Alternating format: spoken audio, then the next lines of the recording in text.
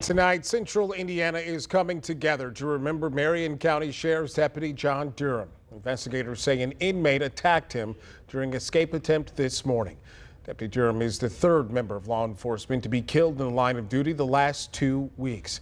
Thank you for joining us tonight. I'm Nick McGill. And I'm Aaliyah Blackburn. Once again, the law enforcement community is supporting one of its own right now. Deputy John Durham was 61 years old. He served with the Marion County Sheriff's Office for 38 years. Several members of his family are members of law enforcement, including his wife, who is a deputy.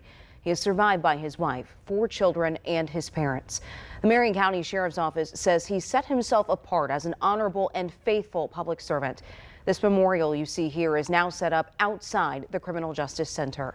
We have team coverage tonight on Deputy Durham and the investigation into what happened, but we start with what we know about the investigation. Fox 59's Eric Graves was at Eskenazi Hospital earlier today and joins us now in the studio with the developing details. Eric. And Nick, Aaliyah, police say an inmate attempted to escape this morning, attacking Marion County Deputy John Durham and killing him. Another tragic day for our community. Marion County Sheriff's Deputy John Durham died Monday after police say an inmate tried to escape the Marion County Jail. Deputy Durham was returning from Eskenazi Hospital with a prisoner who needed medical attention when he was attacked outside of the CJC.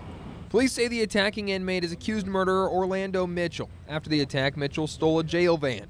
He left the CJC campus but hit a pole shortly after. Here's the scene on Prospect Avenue. You can see the crashed vehicle surrounded by police lights. Mitchell was taken back into custody. The investigation to this point shows clearly that this was an intentional act of homicide and will be investigated as such. Durham was taken to Eskenazi Hospital and later died from his injuries. A police report says the 38-year veteran of the sheriff's office died from asphyxiation. Sheriff Kerry Forrestal says there is video of Mitchell attacking Durham. Which isn't his first alleged violent act in this community. This is Orlando Mitchell. The suspect was in the Marion County Jail for murder. He's charged in the shooting death of Crystal Walton, the mother of his son, in front of an Indy daycare in September 2022. This is video from that scene. He should be held accountable in court. Mitchell was taken to the hospital and treated for minor injuries. Once he is released, he will go back to a jail and be charged with murder for Durham's death. Durham's brothers and sisters in law enforcement are now doing their best to honor his life. John's just a good guy. Of dedication. He will get all the honors fitting a fallen hero. Out of respect for Deputy Durham's family, IMPD did not go into the details of the assault today. Assistant Chief Chris Bailey says those details will come as the investigation continues. In the studio, Eric Graves, Fox 59 News. Eric, thank you. Tonight, Deputy Durham is being remembered as a longtime public servant. He spent nearly 40 years serving Marion County at the Sheriff's Office. Fox 59's Max Lewis joins us now live outside the Community Justice Center where a memorial is set up tonight. Max.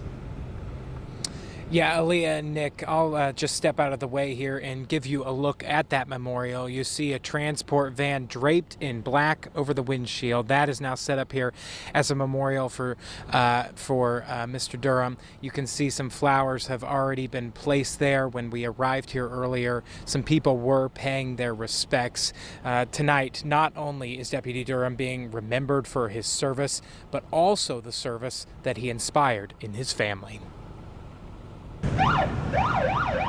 A police procession escorted Deputy Durham from Eskenazi Hospital through downtown Indianapolis to the nearby Marion County Coroner's Office, some pausing along the route to pay their respects. He was taken from the ambulance inside the coroner's office, surrounded by his family and friends. Sheriff Kerry Forrestal said Durham served as a detention deputy for 38 years.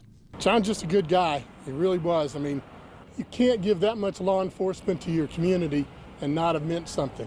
Forrestal said Durham's wife was also an employee at the jail, and he has an extensive law enforcement family. He leaves behind 4 children, 2 of whom are serving in the military overseas, as well as a son who was trying to follow in his father's footsteps and attending the training academy to do so. At the end of the day, he said, I don't know what I'm doing now. You know, he started a day thinking he had a new career, and some other inmate ended his father's life on a day that he was probably celebrating a month from now to have him come to that graduation. Today's procession has unfortunately been an all too familiar situation in the Hoosier State. Less than 2 weeks ago, a procession took the same exact route as today while escorting the body of Indiana State Trooper Aaron Smith. We didn't put this on for today. This was from the trooper just a few days ago. It happens just too often in the lines of law enforcement. FOP President Rick Snyder was attending the funeral of Tell City Police Sergeant Heather Glenn when he heard about what happened. Glenn was shot and killed outside of a southern Indiana hospital last week. Deputy Durham is now the third law enforcement officer to be killed in this state in less than 2 weeks. Every law enforcement family is feeling the impact of this, and it just keeps compounding. Snyder says with the level of violence we're seeing, the Durham family's tragedy is the nightmare for every law enforcement family. They know every day that their officer, their trooper, their deputy walks out the door, they very well won't come back. Scary reality for so many law enforcement officers out there. Snyder says that the FOP has already jumped into action, as they have had to do several times, as we've said, in just the past 2 weeks, not only in supporting the family, but getting ready for yet another law enforcement funeral. We have done quite a few of these, and what we have learned is that Deputy Durham will not be left alone until the time that he is buried. The memorial out here outside the Community Justice Center only set to grow over the coming days. Aaliyah, Nick, we'll send it back to you. Max, thank you so much. The Fraternal Order of Police is asking for Hoosiers to display blue lights to honor law enforcement. Meanwhile, condolences are coming in from around Indiana tonight. Governor Eric Holcomb says, in part, "It pains me to attempt putting into words again the unfathomable loss of a man in uniform who was protecting Hoosiers from harm's way." And we're also hearing from other departments. IMPD's Northwest District tweeted, "Our thoughts and prayers are with the family and friends of Deputy Durham and the entire Marion County Sheriff's Office." We're also digging into the history of the suspect in the death of Deputy Durham. We found back in September he was involved in a shootout with IMPD officers after police say he ambushed and killed the mother of his child. There's body camera video of this incident. Drop the weapon! Drop your weapon! Police say Mitchell got out of a vehicle holding an AR-15.